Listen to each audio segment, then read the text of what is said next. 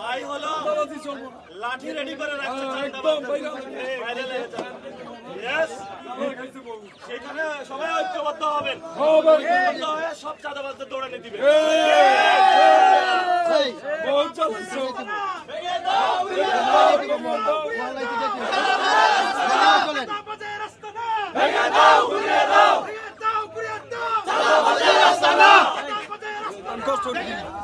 কাম করে খাও কানকির বলারা কাম করো। আমরা দেখেছি আপনি লাঠি রেখেছেন, বহুত কষ্ট লাগে। চাঁদাবাজদের জন্য কি এই লাঠি? হ্যাঁ অবশ্যই লাঠি পিঠে মাইরালাম, কোনো কথা নাই, কোনো চলবো না।